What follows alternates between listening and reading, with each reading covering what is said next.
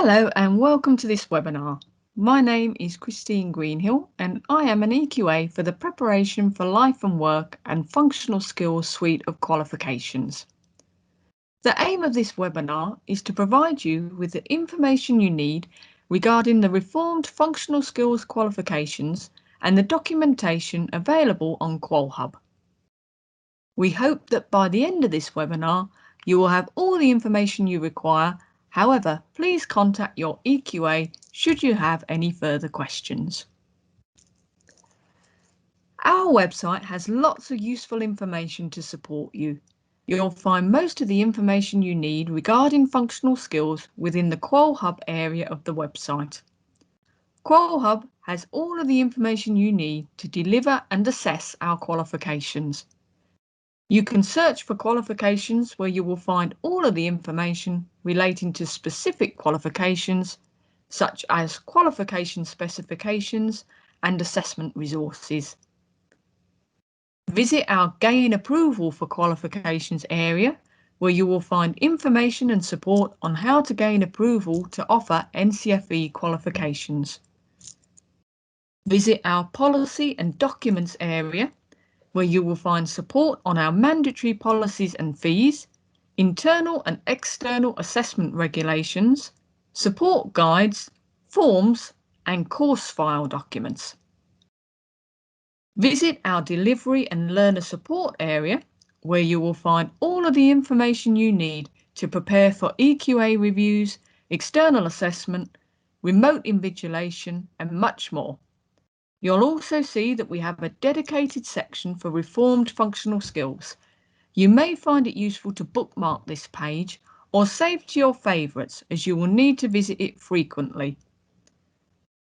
All of the links listed on this page will take you to the qualification-specific support materials for each subject, English or Maths, and for each level, entry level 1 through to level 2. Within the Reformed Functional Skills page, you will find a section entitled FAQs. This provides a useful guide of FAQs in relation to the Reformed Functional Skills qualifications, which you may find useful to refer to if you are new to delivering them. You will also find information on the Functional Skills Update page, provides details relating to assessment dates, both online and paper-based, fees and invigilation. The Invigilation Information and Guidance webinar link provides updated information with regards to who can and cannot invigilate the reformed functional skills assessments. The Request for Contextualisation of Functional Skills Controlled Assessments link allows you to request approval to contextualise any of the controlled assessments for SLC at every level from entry level 1 to level 2 and for reading and writing from entry level 1 to entry level 3. The Invigilation Exception Requests Functional Skills link will provide you with further information relating to invigilation exceptions for your centre. For example, if you require an exception to allow assessments to be sat in the workplace. The Assessment Delivery Support link will take you to a form where you can request functional skills assessment feedback, as well as giving details in relation to the transfer of achievement. The Functional Skills Online Videos link will take you to a page containing a number of useful tutorial and support videos, including standardisation of mark scheme videos. The Reformed Functional Skills Online Sample Assessments link will take you to further information relating to the online assessments and where to locate sample assessments for learners to practice. Near the top of the page, you will find a list of all the subjects and all of the levels we offer. You can select the qualification you are delivering, and this will take you to a page containing all the specific information for the subject and level you have chosen. For example, for the Level 2 Functional Skills qualification in English, you will find a menu containing quick links, support materials, including a wide range of guidance documentation related to the qualification, qualification specification for the subject and level, adaptations, information relating to the adaptations that have been approved for this qualification, including specific adaptations relating to the controlled SLC assessment.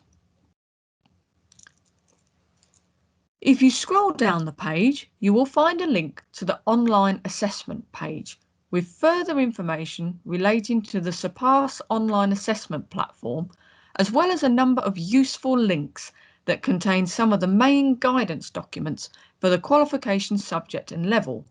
These include regulations for the conduct of external and controlled assessments, qualification-specific instructions for delivery, the external assessment timetable, reasonable adjustments and special considerations policy, information relating to direct claims status, and many more.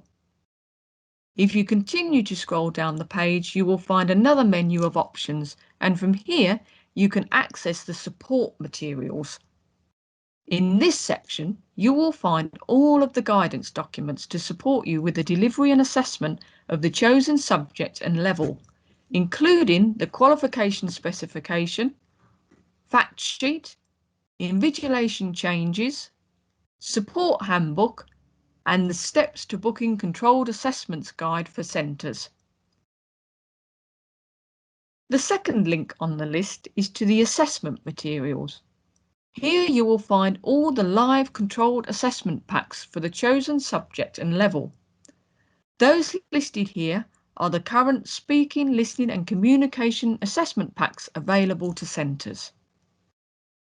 In this list, you will also find sample papers for reading, writing and even a sample SLC activity for the chosen subject and level. The list of assessment materials is an extensive one, and it's here that you will find the relevant guidance documentation specific to the speaking and listening assessment at the chosen subject and level, namely the Learner Observation and Achievement Record, or LOA, and exemplar version, as well as the assessment tracking document and assessor instructions and guidance for the SLC assessments. Additional documentation includes examiner reports for recent external assessment papers and standardisation instructions for the assessments. As mentioned previously, the Assessment Materials tab within each subject area and level will contain the relevant documentation and guidance documents related to the controlled assessments, including the assessment tracking document, which must be completed for all bookings. The assessment tracking document is an Excel spreadsheet that contains 3 worksheets within it: Guidance, SLC and Entry FSQ. The Guidance tab provides a series of important points with regards to completing the tracking document, including when this needs to be sent to your EQA ahead of a planned EQA review for reformed functional skills. The SLC tab is to be used to record all speaking, listening and communicating assessments for Level 1 and Level 2. The Entry FSQ tab is to be used to record all SLC, reading, writing and maths assessments at Entry Level 1, Entry Level 2 and Entry Level 3. You should read through the regulations for the conduct of controlled assessments document, as this contains all of the information you will need in relation to an overview of the regulations, quality assurance, preparing for the controlled assessments, administering the controlled assessments, and the end of the controlled assessments. We continually update our regulations, therefore please ensure you read these directly from our website rather than printing or saving the document, so you can be sure you are always referring to the most up-to-date version. As per the regulations for the conduct of controlled assessments, section 2.1, it is a requirement that your centre has a policy covering the following in relation to controlled assessments: The management of controlled assessments, including risk management and staff responsibilities such as the designated person. The head of centre must delegate a member of staff to be the designated person to lead on the administration of the assessments in line with these regulations and to ensure there is an internal policy in place to support the administration of the assessments which will be required for inspection purposes. Please refer to section 2.1. And the controls you have in place to maintain the security and confidentiality of assessment. Another important document to be read in conjunction with the regulations for the conduct of controlled assessments document is the Assessor Instructions and Guidance for Speaking, Listening and Communicating. This guidance document provides information relating to preparation, assessment conditions, tasks at each level from entry level 1 to level 2, resources, group numbers, timings, reasonable adjustments, assessing the learners, providing feedback and the assessment structure.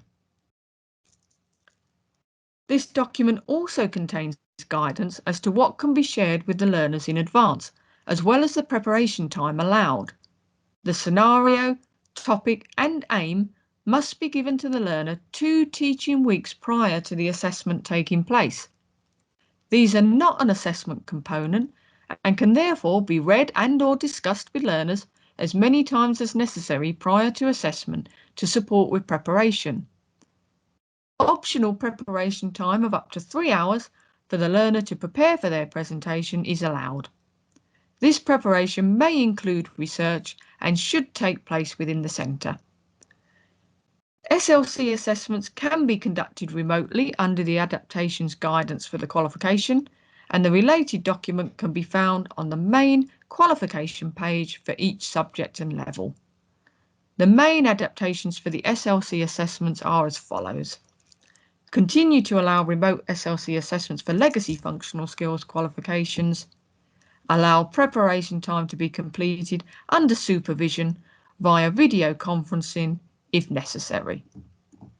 A learner observation and achievement record, or LOIR, must be completed for each learner who sits an SLC controlled assessment. These can be found in the assessment materials section on the qualification page of each subject and level. You will also find an exemplar response to support you with how much detail is expected to be included to demonstrate the learner has met each of the assessment criteria.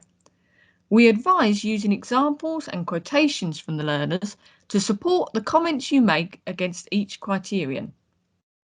The exemplar LOIRs show how each box must be completed, including all of the details on the first page, such as centre name, learner number, centre number, date of assessment, SLC activity number, etc. There should be a summative feedback comment in the assessor's feedback to learner box, which should be addressed to the learner using the second person pronoun you. It's also considered good practice to obtain comments from the learners if at all possible. The learner declaration must be signed and dated by the learner, either by hand or electronically. It's also possible to ask the learners to submit their declaration via email, which can then be printed and submitted along with the LOIR to confirm authenticity. It would be good practice to add a comment next to the learner's signature, such as confirmed via email. Authentication could also be obtained verbally at the beginning of the recording, but some form of paper-based confirmation would also be required. The assessor must also sign and date the assessor's declaration on the LOIR. Each of the tick boxes must be ticked yes for the learner to pass. However, if the learner has not demonstrated the criteria in that particular task, but has in one of the other tasks, you can tick no, but ensure in the comments against the relevant criteria you state that it has been met elsewhere and provide evidence as to where. The assessor should then aim to provide comments to explain how the learner has met each of the assessment criteria and include examples and quotations wherever possible to further support this. The feedback listed on the exemplar Loirs is for the presentation and Q&A activity, tasks 1 and 2, and this demonstrates the level of detail required in order to evidence that the learner has met each of the assessment criteria for the tasks. The feedback listed on the exemplar Loire for the group discussion activity demonstrates the level of detail required in order to evidence that the learner has met each of the assessment criteria for this task. You can type the feedback directly onto the forms or write by hand if you prefer.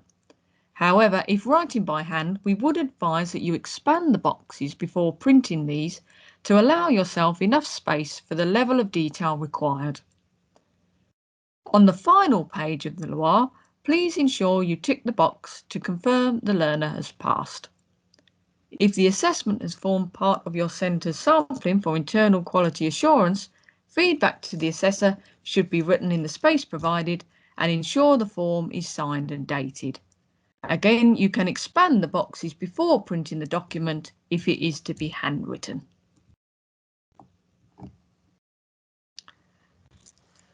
All SLC assessments must now be recorded. When recording these, it is important that the assessor introduces themselves and gives the centre name and date, as well as the names of who is being assessed. The learner being assessed should then introduce themselves, along with any other participants who will be involved. Most file types will be accepted, such as MP3, MP4, Windows Media Player, etc., but Microsoft Stream does seem to cause some issues. We would advise saving each file to a learner folder to make it easier for you to upload recordings as part of the EQA review process. You could record the presentation and Q&A session for the learner, and then record the group discussion separately. Be sure to include the learner's name or initials who are being assessed in the file name. Remember, if you have a number of learners completing the assessment, you will only need to record one group discussion, as long as each member of the group meets each of the assessment criteria. You will still need to complete a Loire for each learner. It is a good idea to ensure all learners are fully prepared ahead of the SLC assessment, and perhaps even complete the sample activity SLC available on QualHub to support with their preparation of what to expect. If you require further support with the Reformed Functional Skills qualifications, you can visit the Reformed Functional Skills page on QualHub to view our delivery days and webinars. There are a number of webinars available to support you with the Reformed Functional Skills qualifications.